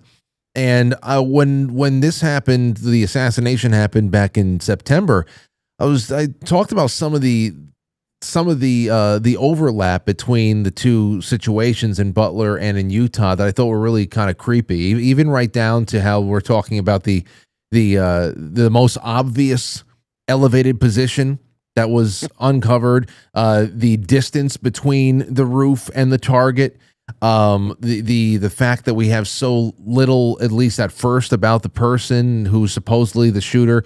I mean, this Thomas Crooks guy, I can't bring myself to believe that the Red Sea parted for this kid Crooks, and that the only elevated position that needed to be covered in the entire area was left unattended by the Secret Service. It goes beyond stupidity and really makes you feel that the sea was parted. And so I just wonder about, where you see any overlap here, and if there's something to be related directly. Well, in the Crooks case, I went to, and I spent a month there as well in that town and Butler, and I went to the Beaver County Township, and I said, "Where does this kid come from?" And he said, "Well, he was a volunteer for another county, and the other county was Beaver County." And so it would make total sense that he trained with the other volunteer sniper team, the counter sniper team. And he was brought there under the auspices of being a volunteer. And then when the time was right, they shot at Trump, or somebody shot at Trump. Maybe he shot at Trump. And then they took him out. But he was under the auspices of being a volunteer on that roof and being summoned to that roof as a person who was supposed to be a counter sniper. They could have easily said, and this is what I believe happened, we have a situation where there's a person sitting behind Trump who's a threat, Corey Comparatori. He looked Iranian. They took a dark-skinned guy out of or swarthy complexion guy out of the audience and brought him up behind Trump. And then they could have just said, you got to take him out if he's going to threaten the president. And he shot Corey Comparatori, and he probably thinks to this day he did the right thing before he was killed. And we went to Butler and showed how DHS paid for 41 different shooting lessons at Clairton. We went and showed at Allegheny Gun Club how they took a gun out of his father's name and put it in his name to try to implicate him in that way. So we did a lot of on-the-ground shoe leather reporting. So I looked at that and said, no, he was up there on the roof because he was told to get in that position, and they practiced him getting in that position should there ever be a threat to Trump as a volunteer sniper. So this is the same sort of thing. It could be that Tyler Robinson was a volunteer. They said, get in the position because we're afraid that there's a sniper for Charlie Kirk. There's a threat. And then again, they use the same methodology for making him look like the shooter. So there's the potential parallel. Again, we don't have the phone. We don't have any of the messages. With Crooks's case, there's 3 sets of encrypted communications we don't have. There's overseas bank accounts. We don't know the amounts. We don't know the transfer dates. We don't know the creation dates. All these questions, and we keep getting the black box. We keep getting the opaque black box. No transparency. Yeah. See, I guess that brings me back to my my final question, which is what you would like to see, what you would realistically like to see from all of this. Because I'll be honest. I remember when I first started following you very closely, it was your YouTube series that you did linking the Clinton Foundation, the Awan brothers, the FBI scandals. I mean, the Awans, when we were talking about them back in 2017, with the used car dealerships as these fronts that they were doing, the access that they had to half of Congress's computers, Debbie Wasserman Schultz was like a firewall for the entire thing. I really believe that the Awans were going to be the peg that pulled down the entire tower for at least a second there, I thought. But case in point, we always seem to be managing our expectations when we dig into these stories as not to be too depressed when nothing happens. So how are you managing your expectations for what you're digging into right now with Charlie Kirk, and just right on the heels of everything you did with Butler? Well, the Awans did go packing. We sent the Pakistanis packing, so that was good. We had the Clinton Foundation Global Initiative mothball. We sent the Podesta group, and they collapsed the Podesta group. We dropped them like a bag of dirt. So some things happened good that from the citizen journalism. What I'd like to see happen here is the text messages that everyone sent immediately after Charlie Kirk was killed to be published. Why is the new CFO, who's only been there 8 days, texting almost immediately to $1 billion donor, which is Pierre DuPont? I want to see what did they talk about? And I want to see who Mikey McCoy, who was the chief of staff, who was he texting and talking to? So my thing is transparency, and maybe this will all come out at the trial, but maybe it won't. I think they're trying to wall this off and make it just about Tyler Robinson as the patsy. But I am going for the messages and the metadata of the people around Charlie Kirk. And so then in closing, is there any part of Candace Owens' story or her presentation do you not agree with outright?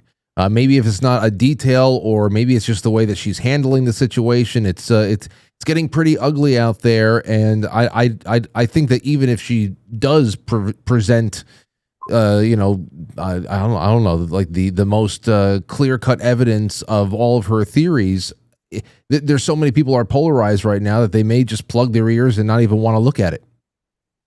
Well, her thing with Frank Falcone, or Pierre Falcone, when she gets a lead, I would like to see it go in the direction where we have already done 8-9 years of background. Mm-hmm. Pierre DuPont would be a classic example. Mikey McCoy with the Ukrainians, but we're trying to tighten the formation right now between Ian Carroll, myself,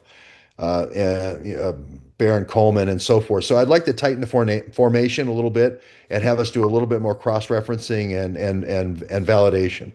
Well, George, it's been great to meet you. I hope to have you on again one day for any number of subjects. You do great work, and this has been great. Why don't you plug your Substack, and of course I have you tagged in this particular broadcast on X, so people will be able to click through to you there if they don't already know where to find you. But go ahead, make some plugs, please. Sure. It's georgewebb.substack.com, and then Real George Webb 1 on Twitter. Great. Thank you so much, sir. All right. Thanks, Frank. All right. Bye-bye. Have a good night. All right, ladies and gentlemen, it's 8:47. It's 8:47. I'm going to read some of your super chats. Call into the show, 914-200.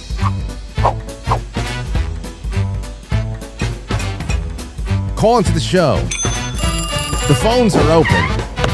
It's 914-200-0269. I want to hear from you, and we'll just fill in the last 10 minutes.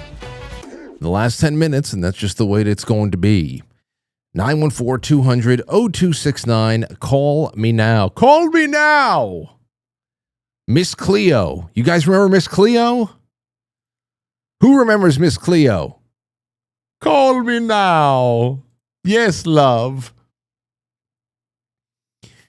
Yes, go ahead. Let's see what you guys have for me. Great guest tonight, Frank. Thank you, says Jeannie Yankee fan over on Twitch. Stowstube sends over a nice little tip. Thank you, my friend. It's good to hear from you. The Megs 2931 says, hopefully wrapping up my stocking stuffer list with a with this super chat.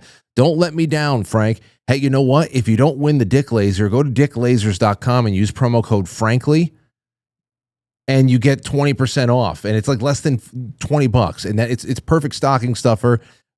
Secret Santa, I'm telling you, everybody's going to be fighting for it with whatchamacall, Yankee Swap. Hey, caller, you're on the air. Go ahead. Hey, what's up, Frank? Hey, who's this? This is Brandon from. I got you, Brandon. Okay, so what's your thought? Yeah, it was pretty interesting what you guys were talking about tonight. I just wanted to throw something your way. You ever heard of Renz is his name? Ren? No, Tom Renz, I think is his name. Oh, I think Renz or Benz. Something. Yeah, I know the last name. Are you talking? Is that was he like military? Was he like part of the COVID exposure?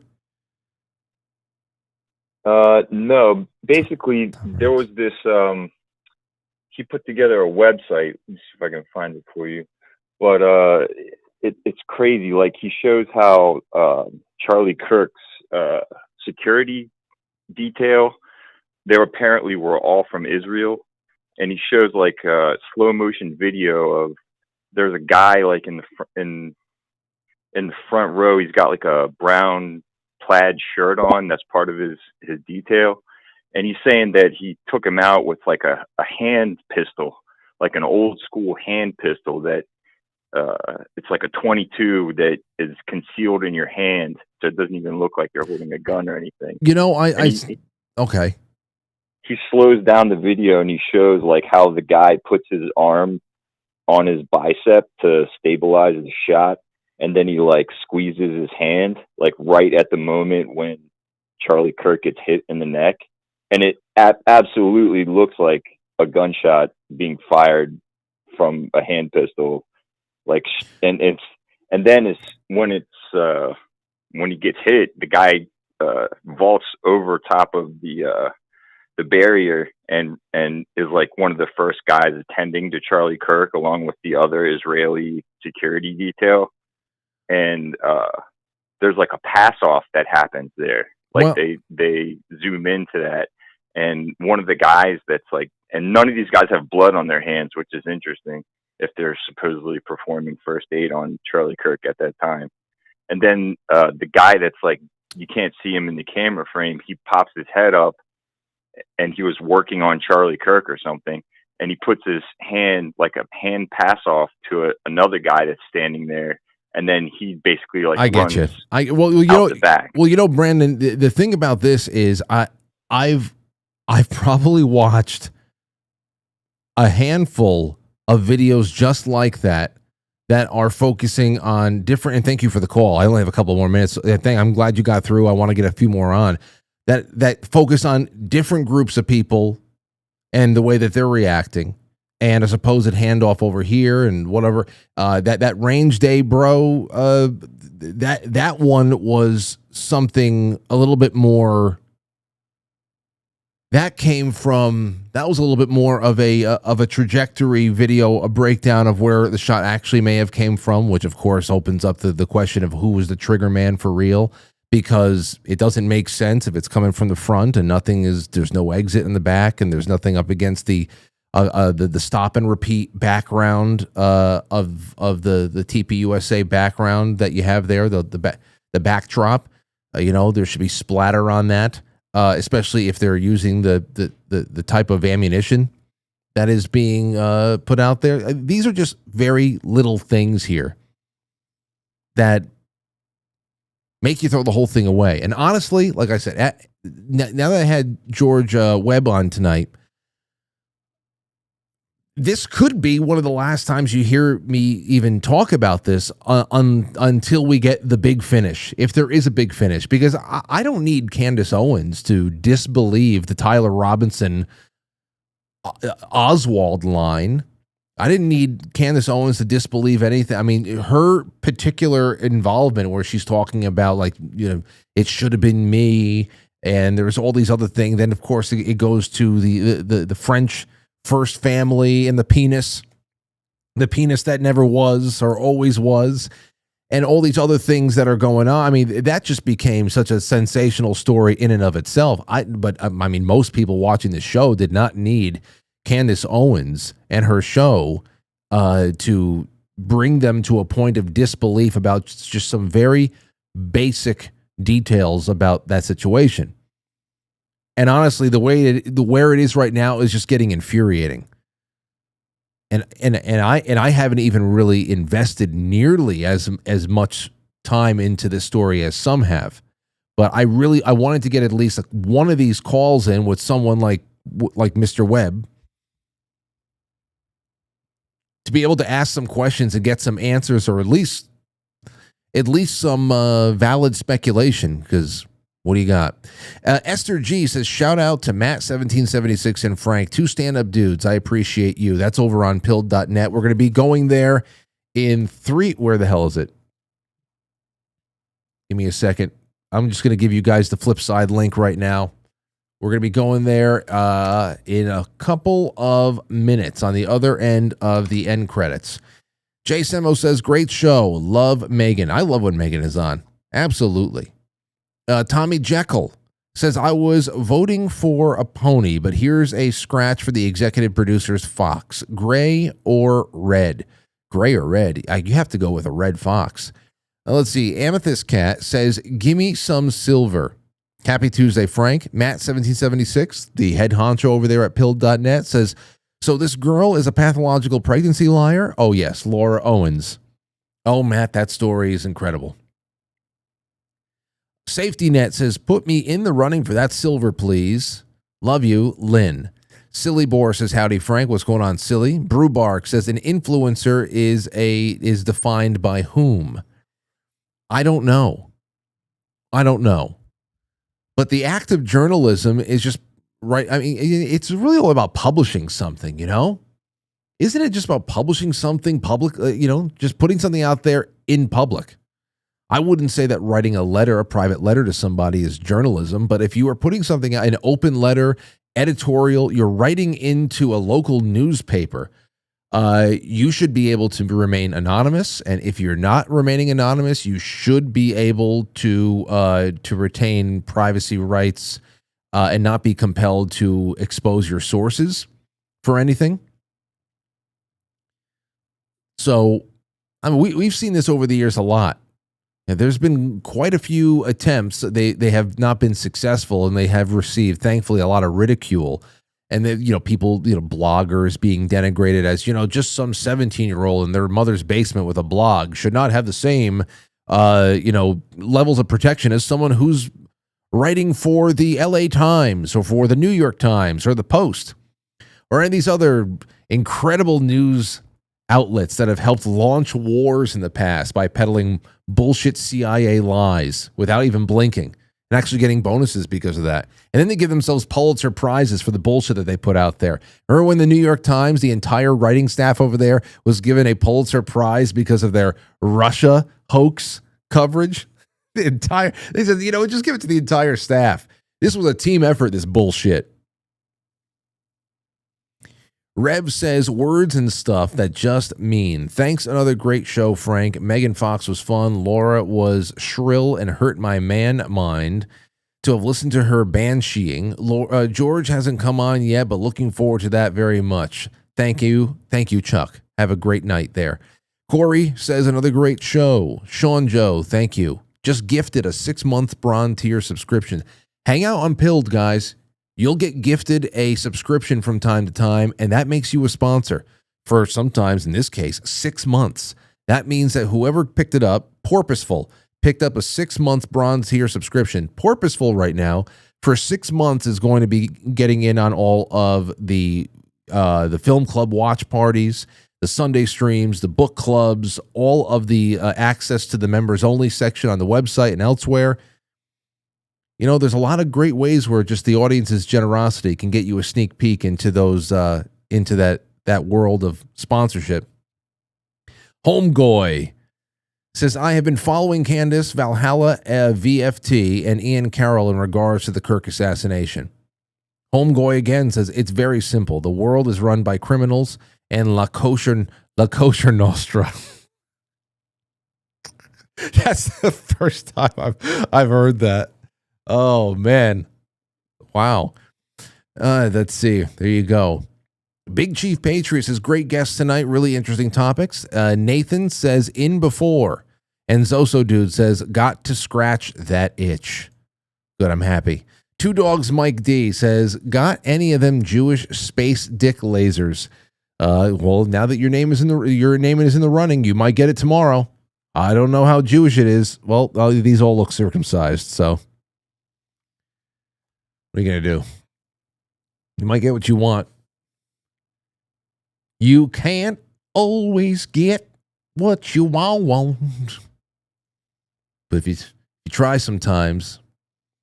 Mr. Charles Eldridge says, your perspective on Candace is the exact perspective they want to cultivate. What is that? What is that, though? And who's they? Your perspective on Candace is the exact perspective they want to cultivate. What am I? I mean, here's Tim Pool. What is it, 8:59?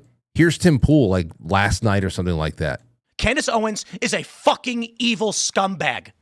She is a degenerate cunt. She is burning everything down, and she's gloating and smiling while she does it. And you know what you fucking told me? She has no security.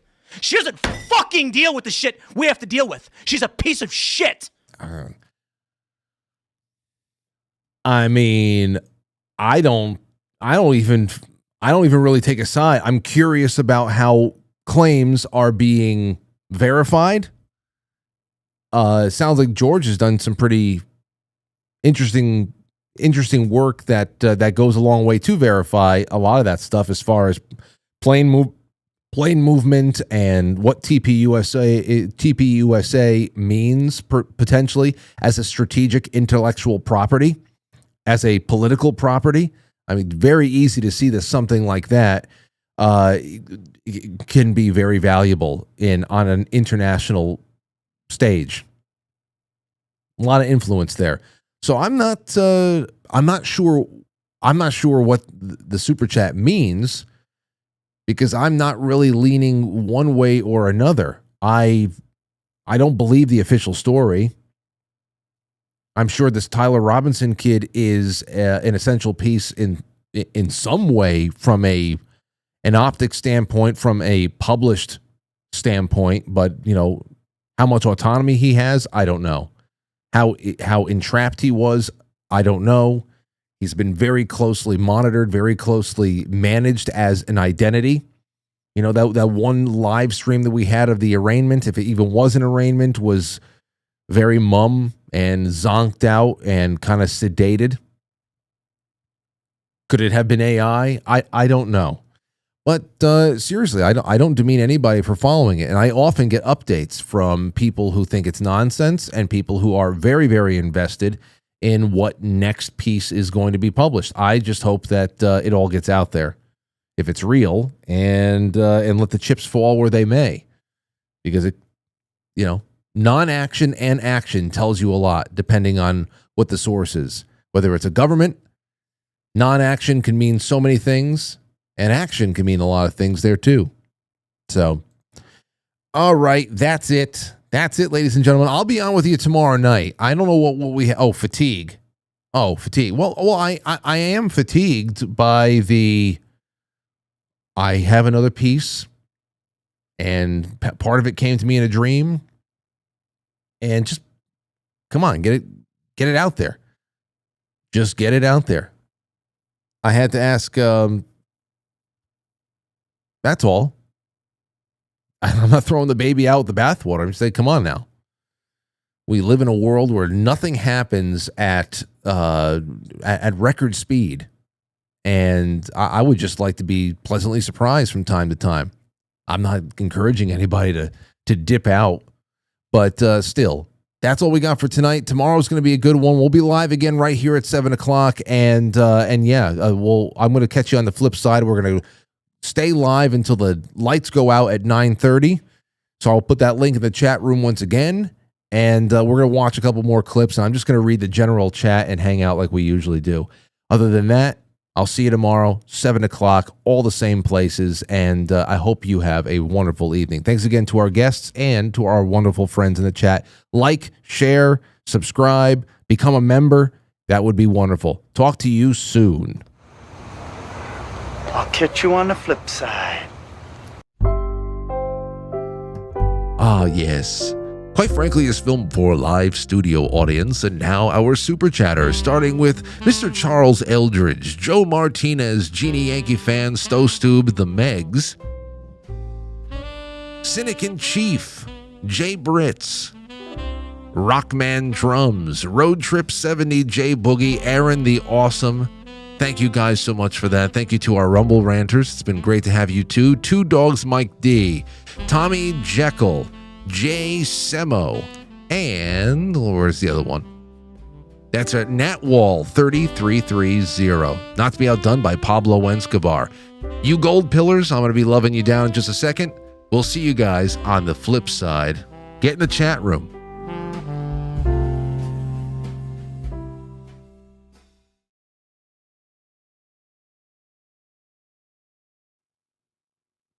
Goodbye. All right, that's it. Thanks, everybody.